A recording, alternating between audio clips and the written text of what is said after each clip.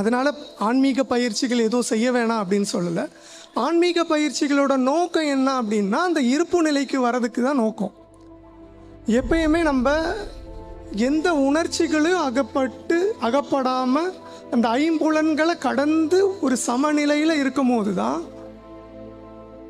அந்த ஐம்புலனுக்கு அப்பாற்பட்ட ஒரு சக்தியை நம்ம உள்வாங்க முடியும். அது நம்மளை வழி நடத்தும். அப்போ நாளையிலேருந்து முடிஞ்சால் எல்லாரும் ப்ரெஸ் பண்ணுறதுலேருந்து நம்மளுடைய ஆன்மீக பயிற்சியை தொடங்கலாம்.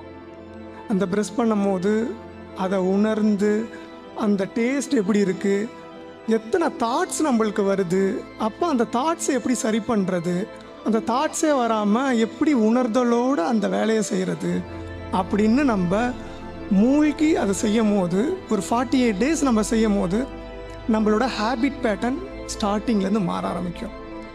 இந்த ஹேபிட் பேட்டர்ன் இங்கேருந்து மாறும் போது ஒவ்வொரு செயல்கள்லையும் நம்ம அந்த இருப்பு நிலையில் ப்ரெசண்ட்டில் இருக்கலாம்.